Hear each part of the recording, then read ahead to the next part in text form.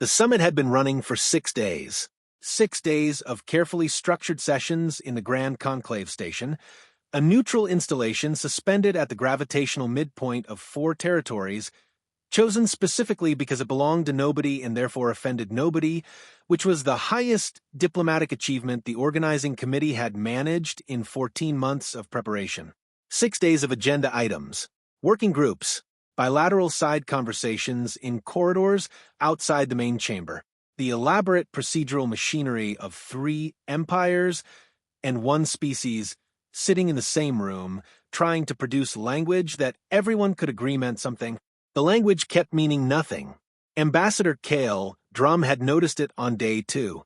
Not loudly, not in any way that showed on his face or changed his posture or altered the specific quality of patient attention he maintained through every session regardless of what was being said inside it. He noticed it the way he noticed most things, quietly, completely, and without immediately deciding what to do about it. The Vorath Empire's delegation used the word framework 47 times on day 2. The Shen Collective used preliminary understanding 31 times. The Dur Ascendancy, the oldest of the 3, and in Kael's assessment, the most practiced at this particular kind of dishonesty, used aspirational alignment 19 times. Framework, preliminary understanding, aspirational alignment, words that sounded like agreement and meant nothing at all. Words specifically chosen to produce signed documents that committed nobody to anything while creating the appearance of resolved conflict. Kael had seen it before. Not at this scale, not with 3 empires. But the mechanism was the same whether it was planetary trade negotiation or interstellar peace summit. The language of resolution deployed in service of delay. He was 49, lean, gray beginning at his temples in the specific way that happened to people who spent decades carrying the weight of things that couldn't be set down. He had represented Earth in 41 diplomatic engagements across 19 years. He had never walked out of one.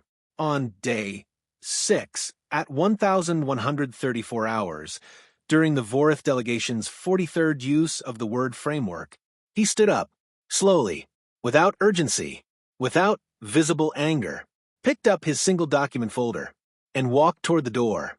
The chamber went silent before he reached the door. Not instantly, in a wave, starting with the delegates closest to him, spreading outward through the rings of seated representatives until even the Dur Ascendancy's eldest member, a being so ancient that junior delegates weren't permitted to address it directly, turned its considerable attention toward the human ambassador walking unhurriedly toward the exit. Vorath lead delegate Praxis spoke first. Ambassador Drum.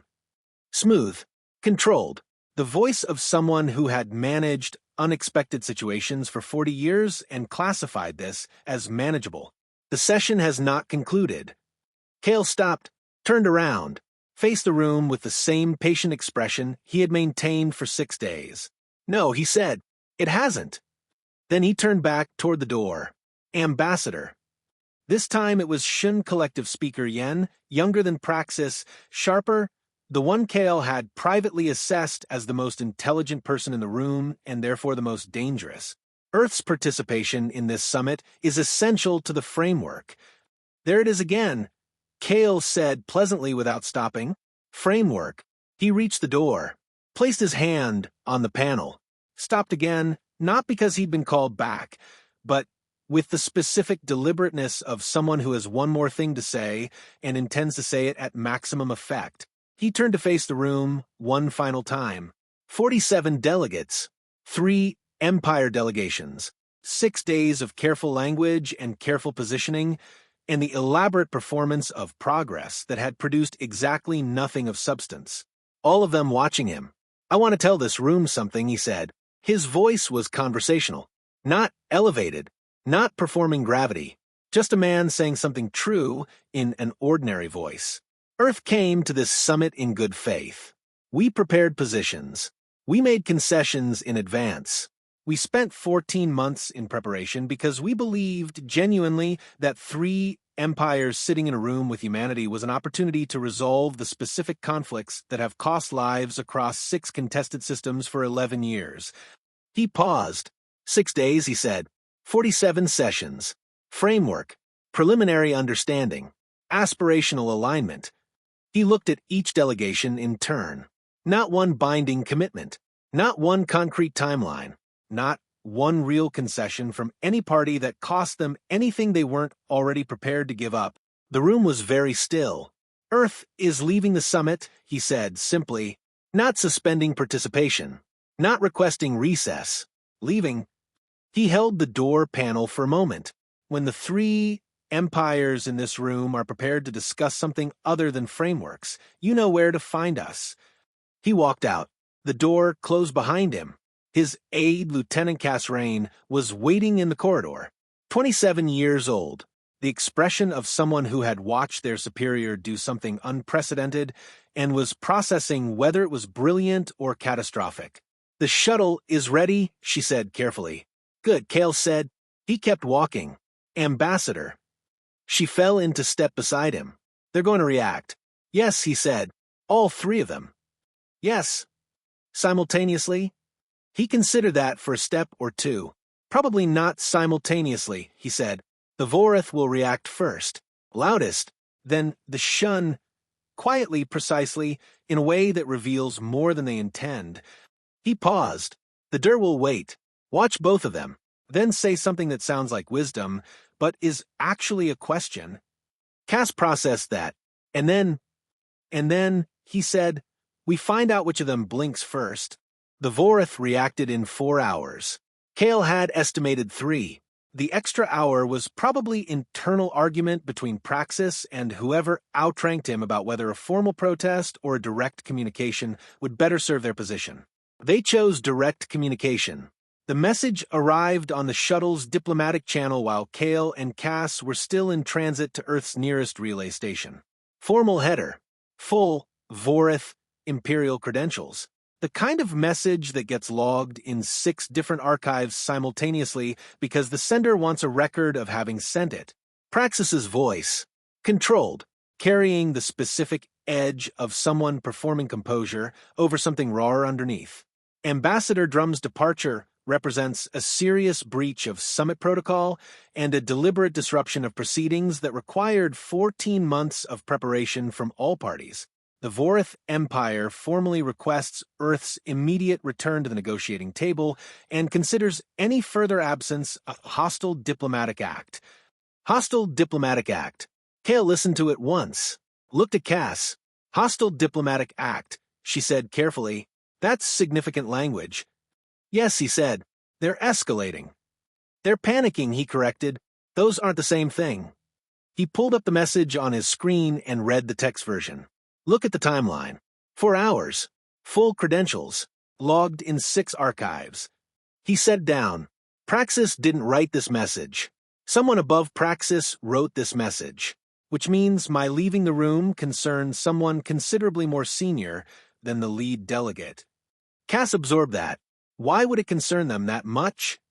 Kael looked out the shuttle viewport at the stars.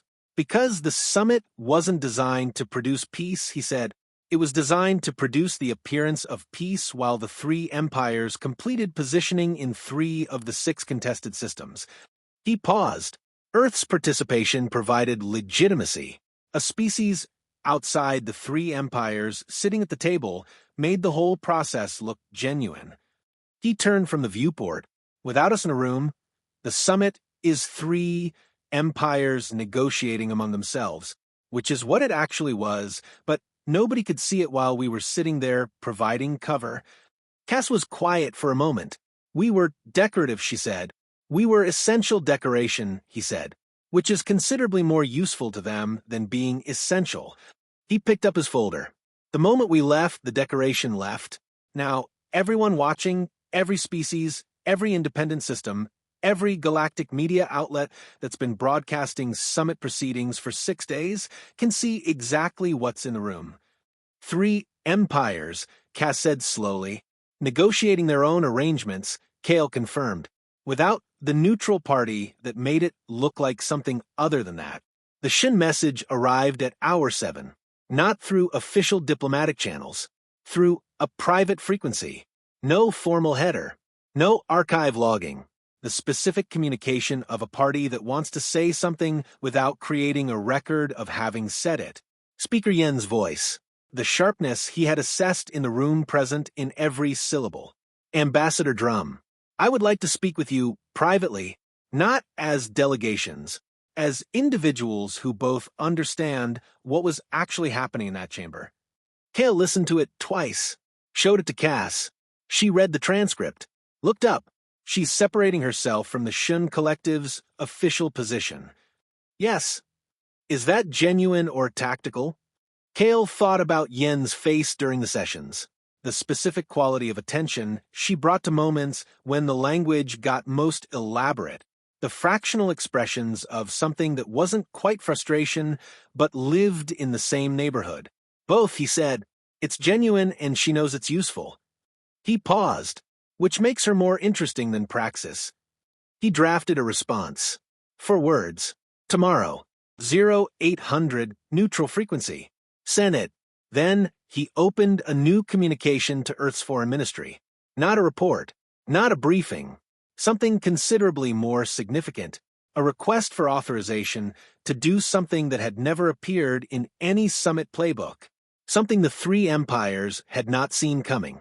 Something that required Earth to stop being decorative and start being indispensable for entirely different reasons. The authorization came through at 0600 hours, not from the Foreign Ministry's standard diplomatic division, from Secretary General Nwosu herself, which told Kael that someone had been watching the summit proceedings very carefully from Earth and had arrived at the same conclusion he had, possibly before he had. The authorization was 3 sentences. Earth supports Ambassador Drum's assessment and actions. Proceed with the independent engagement strategy as outlined. You have full authority. Full authority. 2 words that in 19 years of diplomatic service Kael had received exactly once before. He understood their weight. Understood that they meant Earth had decided something, not reacted, not responded, but decided, and had placed that decision entirely in his hands. He didn't waste them. The 0800 call with Yen lasted 42 minutes.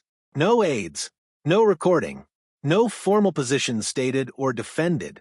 Just 2 people talking with the specific honesty that becomes possible when nobody is performing for an archive. She spoke first. The summit was structured to run for 30 days, she said. The first 20 were designed to produce nothing. The final 10 were designed to produce a document that looked like resolution, while the 3 empires formalized territorial arrangements in systems 4, 5, and 6. She paused. Earth's presence in the first 20 days was necessary to prevent independent observers from characterizing the process as collusive. I know, Kael said.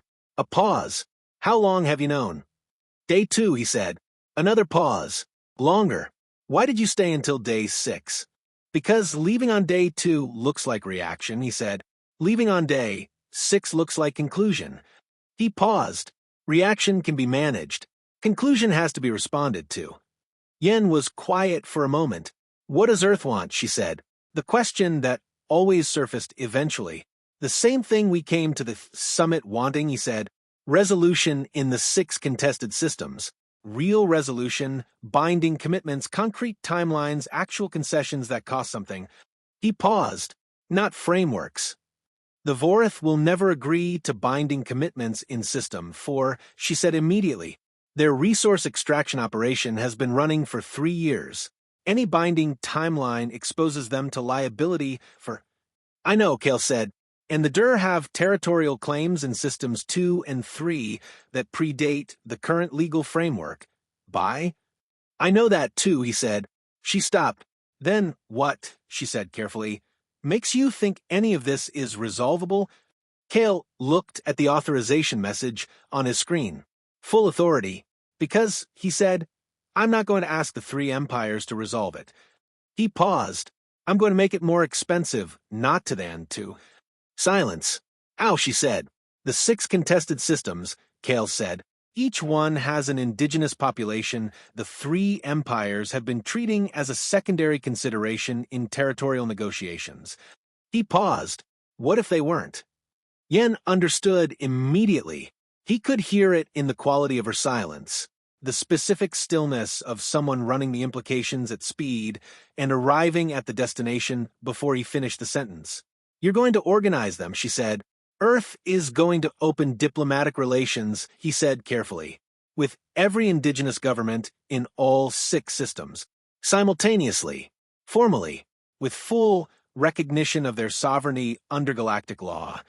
He paused, which means any territorial arrangement the 3 empires formalize without their consent becomes legally challengeable.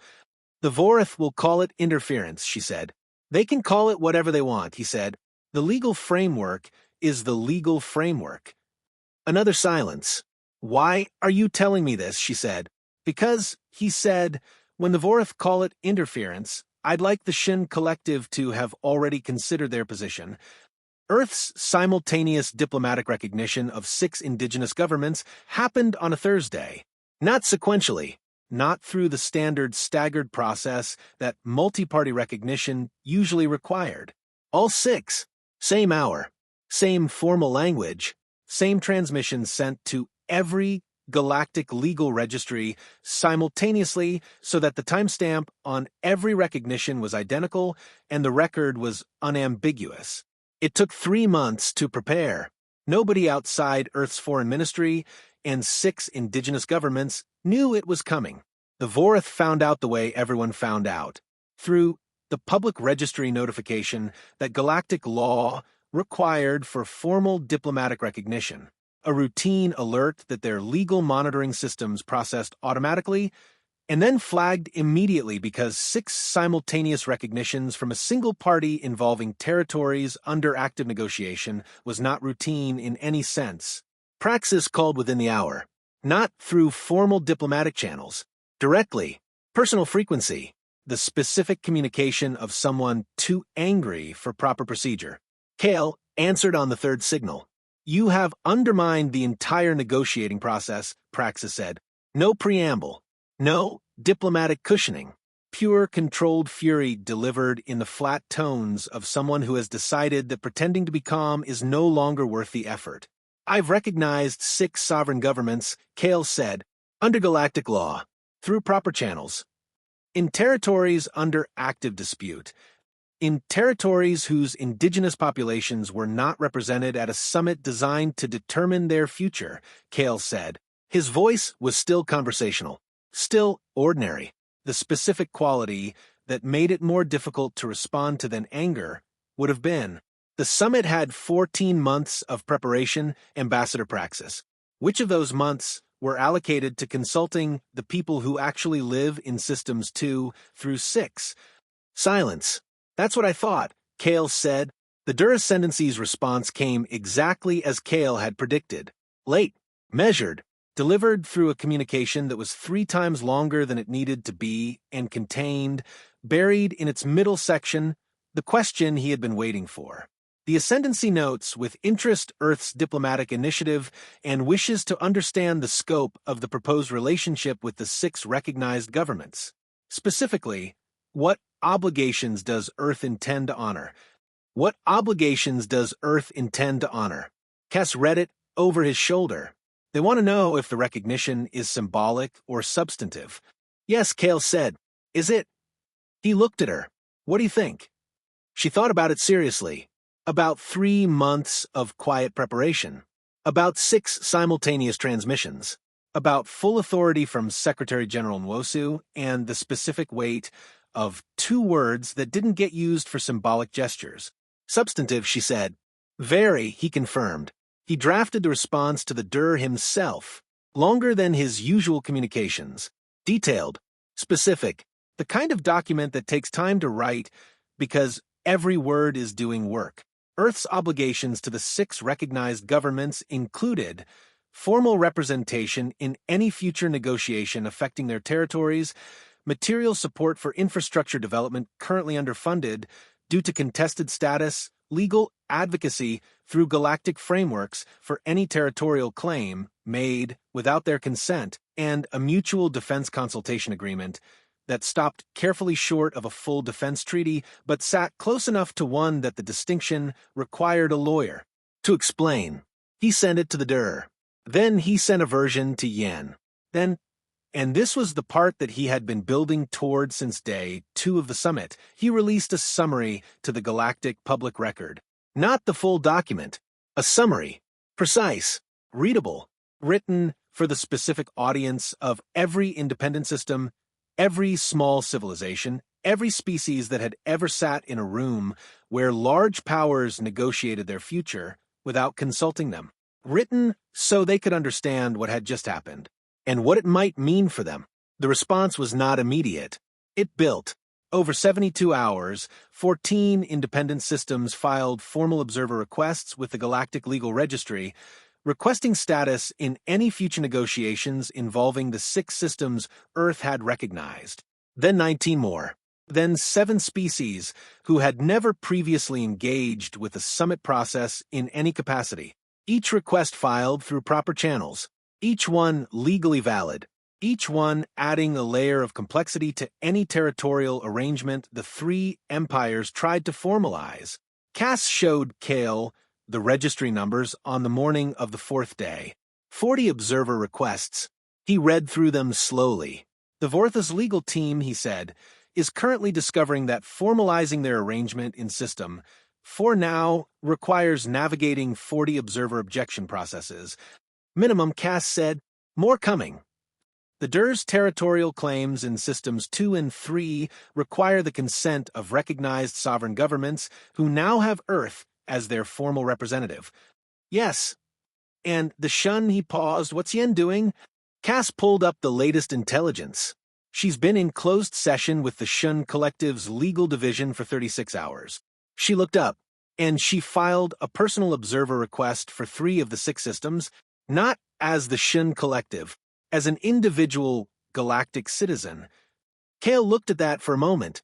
She's separating herself from the collective's position again, Cass said. No, he said slowly. She's positioning herself for what comes after the collective's position becomes untenable. He paused. There's a difference.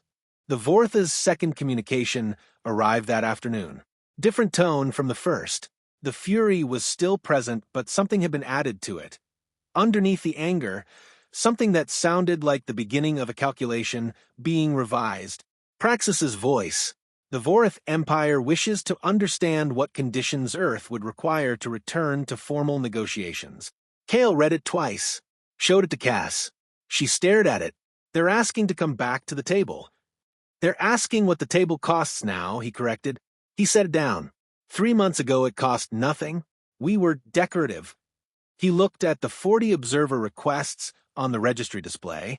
Now it costs something. Are we going to answer them?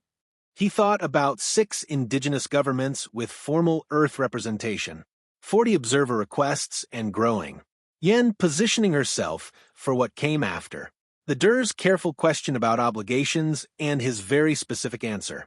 The specific shape of a situation that had been a summit about 3 empires arranging things among themselves and was now something else entirely. Not yet, he said.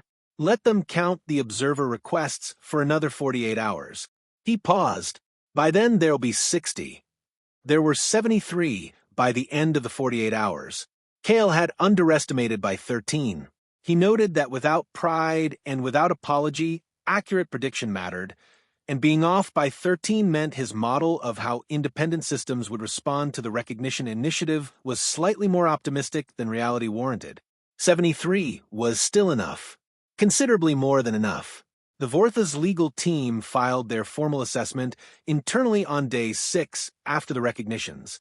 Kael received it through the same intelligence channel that had been feeding him Vorath internal communications since before the summit. The same channel they didn't know about. The same channel that had been running quietly and continuously since month 3 of the 14-month preparation period. He read the assessment carefully. It was 44 pages. Dense. Technical. Written by people who were very good at finding legal pathways through complicated situations and had spent 6 days discovering that the pathways kept narrowing. The conclusion was on page 43. Formalization of Vorath territorial arrangements in Systems 4, 5, and 6 now requires navigation of 73 observer objection processes, 6 recognized sovereign government consent procedures, and Earth's formal representative standing in all related negotiations. Timeline for completion under current conditions, minimum 4 years. Estimated legal challenge probability, if formalized without full process compliance, 94%. Recommendation: seek negotiated resolution with Earth's participation before further formalization attempts. For years, 94% challenge probability. Seek negotiated resolution. Cass read it over his shoulder. For years to do what they wanted to do, in 30 days, she said quietly. Yes. And 94% chance it fails legally anyway, if they push through? Yes. She was quiet for a moment. The summit was supposed to last 30 days. They were going to formalize everything in the last 10. She looked at him. You turned a 30-day process into a 4-year one by leaving on day 6. By leaving on day 6, he said, and spending 3 months preparing for what came after. She looked at the 44 pages. They didn't see it coming. They saw a walkout, he said. They didn't see what the walkout was covering.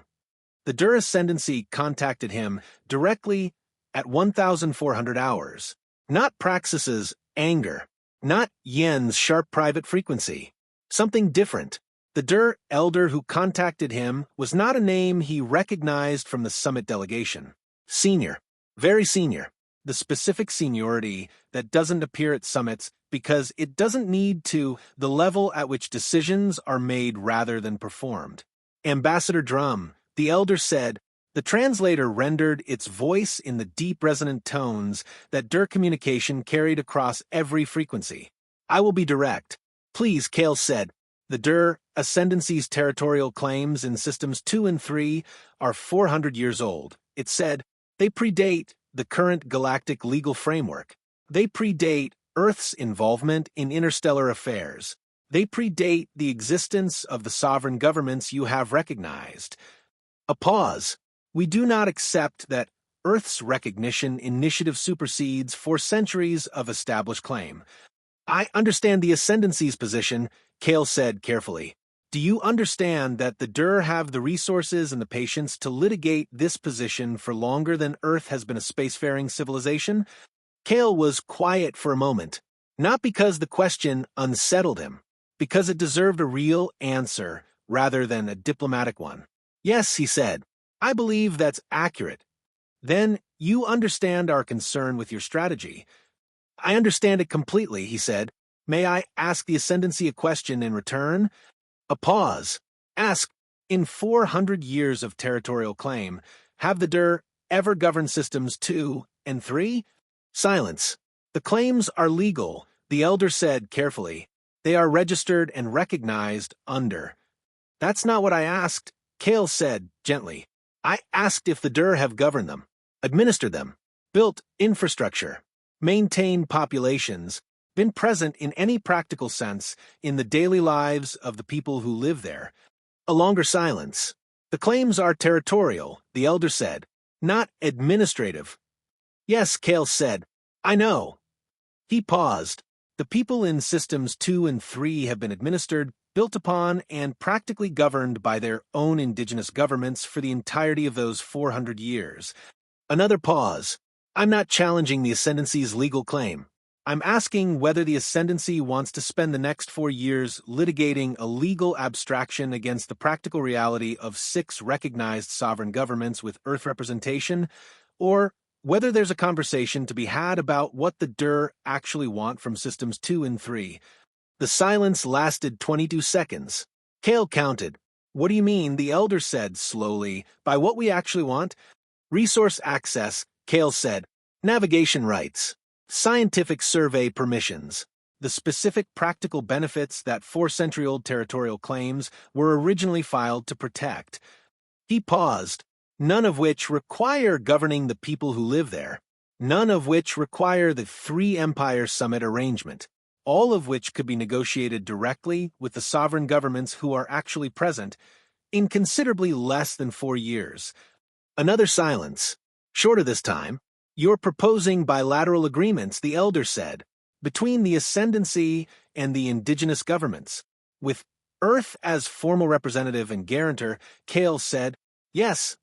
Why would the Dur need Earth as guarantor?" "You wouldn't," he said. "The indigenous governments would, to ensure the agreements are honored." He paused.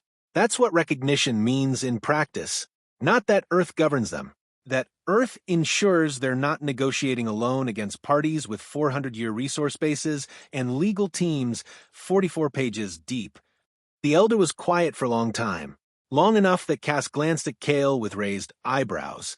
He shook his head slightly. "Wait, Ambassador Drum," the elder said, finally, "this conversation has been more productive than 6 days of summit sessions. Most conversations are," Kael said, "when nobody is performing for an archive." Something moved in the elder's translated voice, something that might have been the Dur equivalent of a reluctant acknowledgement. "We will consider your proposal," it said, formally, "at senior level." "I appreciate that," Kael said. "One question before we conclude." "Of course." On day 2 of the summit, the elder said, "When you identified that the process was designed to produce nothing, why did you not leave then?" Kael almost smiled. "Because," he said, "leaving on day 2 gives you a walkout. Leaving on day 6 gives you a question." He paused. "And the question is worth considerably more than the walkout." The Vorath requested formal negotiations on day 9. Not a return to the summit. Not a reconvening of the Grand Conclave Station process with its 14 months of preparation and its carefully structured sessions designed to produce nothing. Something different. A direct negotiation. Earth, the Vorath Empire, and the recognized sovereign governance of Systems 4, 5, and 6.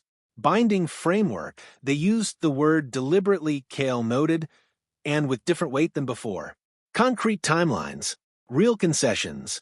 The message came from someone 3 levels above Praxis. Praxis was not mentioned. Kael read it at 0700 hours with his first coffee of the day and the specific expression of someone who has watched a long process arrive at its destination and is taking a moment to confirm the coordinates before proceeding. Cass was watching him from across the small office they had been sharing for 3 months. "Well," she said. He set the message down. "The Vorath want to negotiate," he said. "I can see that. What do you want to do?" He thought about it honestly, not strategically, not tactically.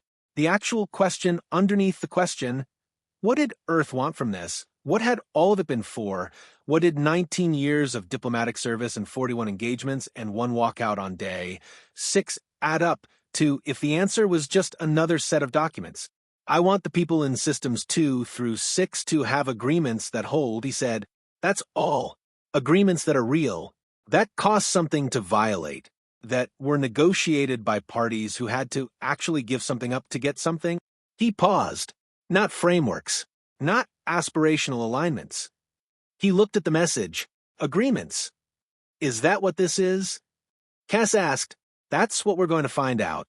The Shen Collective's formal position shifted on day 11.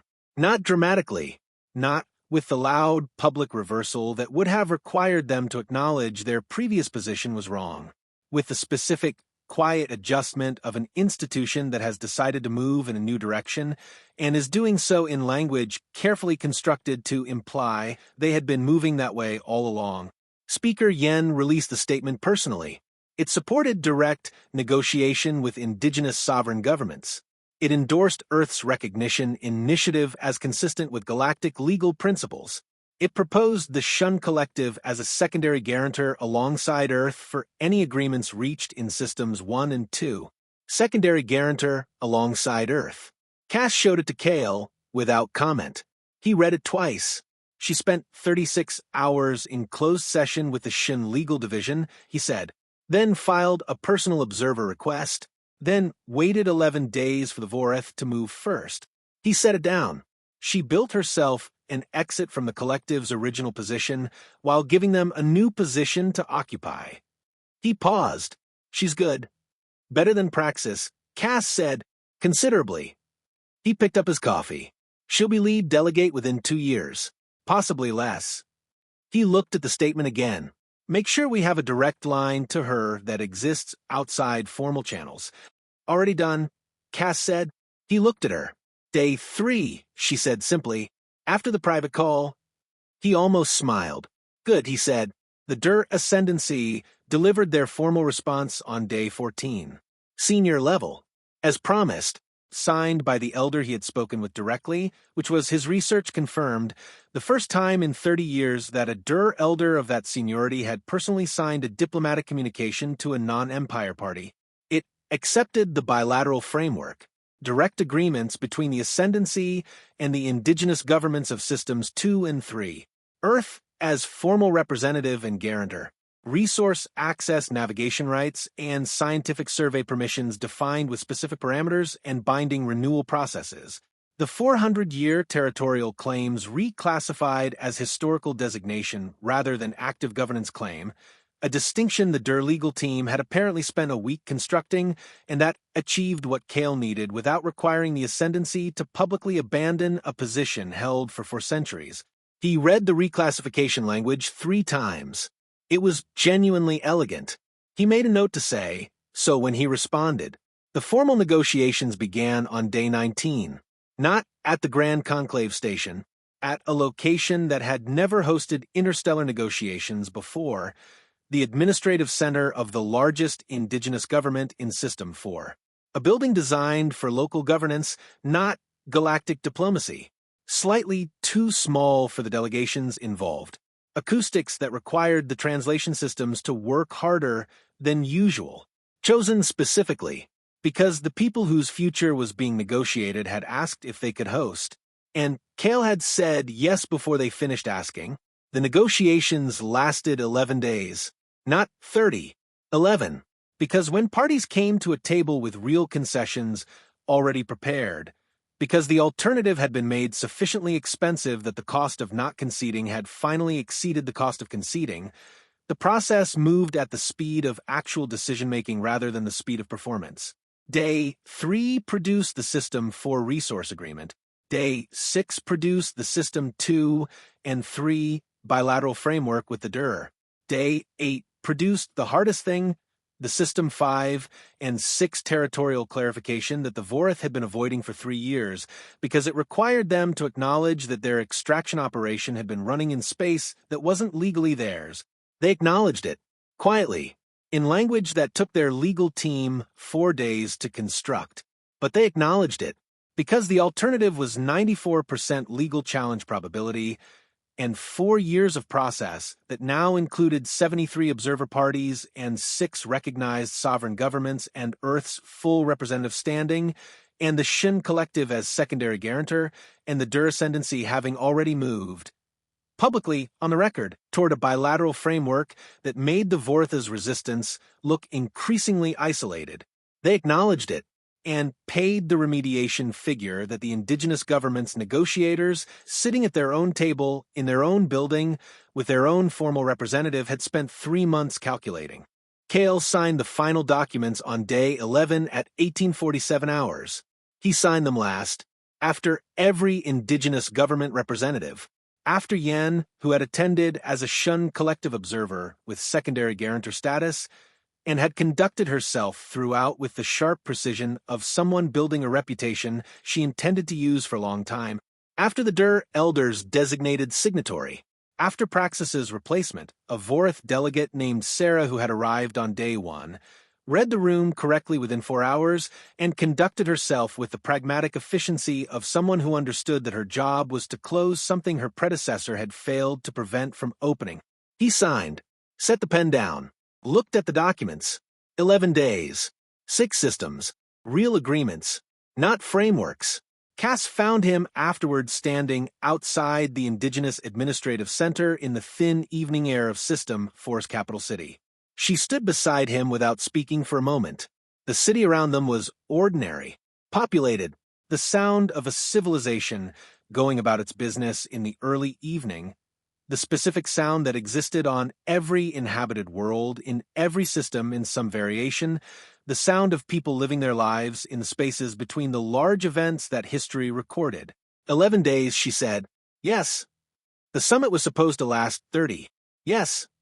and produce nothing. Yes. She was quiet for a moment. Do you think they'll hold? The agreements. He thought about it. About real concessions costing real things. About 73 observer parties in the registry. About Yen building a reputation, and the Dur elder signing personally, and even the Vorath's Sarah conducting herself with the pragmatic efficiency of someone who understood what holding agreements was worth. Some of them will need maintenance, he said. They always do. Agreements aren't events, they're processes. They need attention. He paused. But yes, I think they hold. Because they cost something to make. Because they cost something to break, he said, which is different and more durable. The Galactic media coverage ran for 3 weeks. Not about the walkout. That had been the story on day one. The dramatic moment, the image of an ambassador leaving a room that everyone had expected to contain him for 30 days. The story that ran for 3 weeks was quieter and considerably more significant. 6 recognized sovereign governments, 11 days of real negotiation, agreements that had been impossible for 11 years becoming possible in 11 days once the people who actually lived in the contested systems were sitting at the table with formal representation. The coverage reached places Kael hadn't anticipated. 40 independent systems sent formal messages to Earth's foreign ministry in the 3 weeks after the agreements were signed. Not requests, not demands, something more tentative and more meaningful than either. Inquiries about what recognition meant in practice, about what formal representation involved, about whether Earth's initiative in 6 systems was a singular response to a singular situation or something more, something that might apply to them. Cass compiled the inquiries and brought them to Kael on the transit back to Earth. He read through them slowly. 40 independent systems, most of them small, most of them located in the specific geography of galactic space where large empires moved and small civilizations tried to remain unnoticed. Trying to remain unnoticed was, he had learned over 19 years, exhausting and impermanent. What do we do with these? Cass said. He looked at the list for a long time, thought about 6 indigenous governments who had asked if they could host and had been told yes before they finished asking, about what it had meant to them to sign documents in their own building, about the specific quality of dignity that came from being present at the negotiation of your own future rather than receiving its outcome after the fact. Thought about 40 independent systems asking a tentative question. We answer them, he said. All 40? Every one. He set the list down. Same way we answered the 6. He paused, carefully, thoroughly, with full attention to what they actually need rather than what's convenient to provide. Cass looked at the list. 40 inquiries. The beginning of something considerably larger than 6 systems. That's going to take years, she said. Yes, he said. It is. He looked out the viewport at the stars. 40 systems. Each one a civilization trying to stay small enough to avoid notice in a galaxy where large powers arranged things among themselves and called it peace. Each one asking the same tentative question in 40 different ways. Does it apply to us? He already knew the answer, had known it since day 2 of a summit he walked out of on day 6.